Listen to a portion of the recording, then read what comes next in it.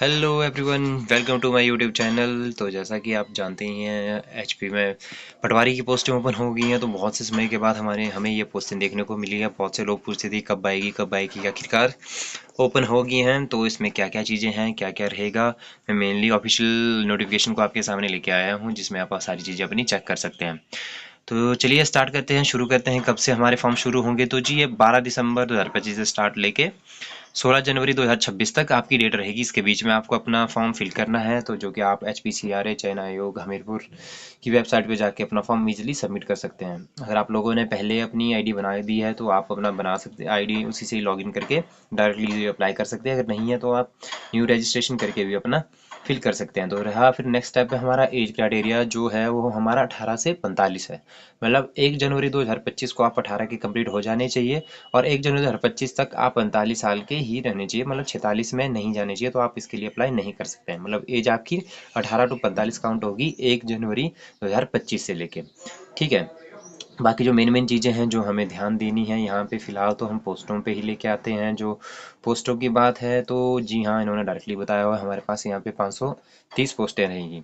ठीक है, जिसमें आप इजीली देख सकते हैं। जनरल अनरिजर्व के लिए 210 है, EWS के लिए 64 है, जनरल WFF की 6 है, SC अनरिजर्व की 100 पोस्टें हैं, SC BPL की 19 है, SC WFF की 3 है, ST अनरिजर्व की 19 है, ST BPL की 6 है, OBC अनरिजर्व की 81 हैं, OBC BPL की 19 है, और OBC WFF की जो है 3 पोस्टें हैं। तो यहाँ पे साफ साफ इन्होंने लिखा हुआ है, जो ये हैं अब जॉब ट्रेनी रहेंगे, पटवारी एज अ जॉब ट्रेनी रहेगी, जिनकी की फिक्स अमाउंट 12,500 पर मंथ रहेगा। ठीक है, जब तक आप जॉब ट्रेनी हैं तो आपको जो आपका फिक्स स्केल रहेगा वो 12,500 रहेगा। तो मिनिमम क्वालिफिकेशन क्या है, ये एक बहुत बड़ा चेंजेस है। लास्ट टाइम जो है इन्होंने पटवारी के लिए, जो बहुत से लोगों के सुनने के लिए आ रहा था कि पता नहीं ग्रेजुएशन मांगेंगे या +2, तो गए यहाँ पे +2 ही इन्होंने अपनी क्वालिफिकेशन रखी हुई है। अगर आप +2 पास आउट हैं तो आप इजीली अपना फॉर्म फिल कर सकते हैं।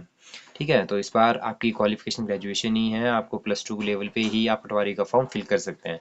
मोड ऑफ सिलेक्शन कैसे है, तो ये भी एक बहुत बड़ा चेंजेस है। पहले लोगों को पता था कि पटवारी का टेस्ट जो है वो ऑफलाइन होता था, शीट्स पे लेके होता था, लेकिन इस बार जो उन्होंने CBT कंप्यूटर बेस्ड एग्जामिनेशन रखा हुआ है, और पेपर को 100 मार्क्स का नहीं बल्कि 120 मार्क्स का किया है, जिसमें आपका टाइम भी बढ़ा दिया गया है और पेपर के मार्क्स भी बढ़ा दिए गए हैं। 100 से 120 कर दिया है, टाइम आपका 1.5 घंटे कर दिया गया है। ठीक है, इसमें आपको मल्टीपल 120 क्वेश्चन देखने को मिलेंगे। और सब्जेक्ट सिलेबस क्या रहेगा, इसमें इन्होंने लिखा हुआ है, जो कि आपका subject field up to level of prescribed essential qualification as notified in advertisement, उसमें 85 क्वेश्चंस हैं। और लास्ट है, जो लोग कह रहे थे कि यार इसमें HPG के आता है, हिंदी आती है, रीजनिंग आती है, social science, sorry everyday sciences हैं, और हिंदी वगैरह 10th स्टैंडर्ड की, तो उनकी वेटेज 35 मार्क्स ही रहेगी।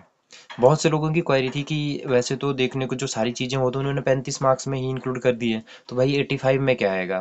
देखो, अब जहाँ तक मेरा आइडिया, जो 85 मार्क्स है उसमें ना, ये थोड़ा सा अपना लेवल हाई करने वाले हैं। क्योंकि आपने जितने भी एग्जाम फॉर्म देखे हुए हैं, अभी जो भी आ रहे हैं, उनमें हर किसी में आपको अपना एग्ज़ाम का लेवल जो है थोड़ा हायर मिल रहा है। तो जो 85 क्वेश्चंस हैं, मुझे लगता है इसमें मोस्ट प्रोबेबली मैथ हो सकता है। मैथ थोड़ा शायद +2 लेवल तक का भी लें, और थोड़ा सा इसमें कंप्यूटर्स का भी हो, और बाकी चीज़ें अभी कहा तो वैसे फिक्स तो नहीं कहा जा सकता, पर मे भी ये चीज़ें मिक्स करके ही इसमें लेंगे। ठीक है। बाकी क्या चीज़ें हैं, बाकी तो ये फिलिंग का दिया उन्होंने, क्या क्या चीज़ें हैं क्या नहीं, IRDP का, BPL का कंडीशंस क्या रहेगी, और फीस। हाँ, तो भाई इस बार एक बड़ा चेंज लेके आए हैं, जो फीस जो इन्होंने कर दिया भाई, वो सभी के लिए 800 रुपये कर दी है। चाहे आप किसी भी कैटेगरी से हैं, आपको फीस जो है 800 ही रहेगी।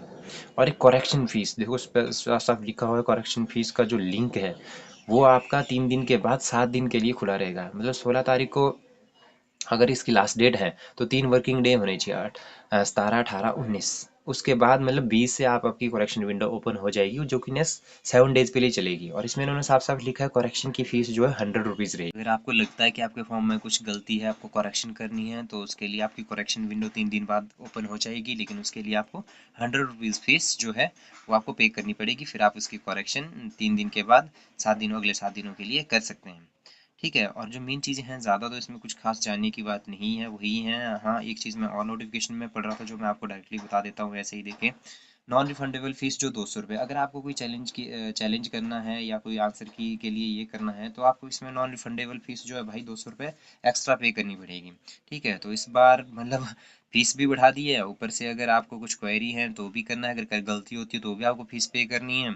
अगर आपको लगता है आपका एग्ज़ाम हुआ उसमें कुछ गड़बड़ लग रहा है इनके आंसर्स की और आपके नहीं हो रहे हैं, आपको कोई क्वेश्चन चैलेंज करना है, तो ये डायरेक्टली बोल रहे हैं कि भाई हमें पहले 200 रुपये फीस पेमेंट करो, देन आफ्टर आप चैलेंज कर सकते हैं।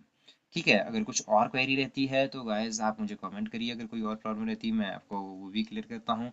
बाकी रही सिलेबस की बात, तो यार भैया 120 का कर दिया है, थोड़ा सिलेबस मेरी समझ से हाई रहेगा इस बार। जो नॉर्मली पेपर होता था वैसा नहीं रहेगा, पटवारी का लेवल भी अप कर देंगे। बाकी कुछ और रहता है तो मैं जल्दी से जल्दी आपके पास लाने की कोशिश करूंगा। अगर आपकी कुछ क्वेरी रहती है मुझे कमेंट करके बताएं, मैं जरूर हेल्प करने की कोशिश करूंगा।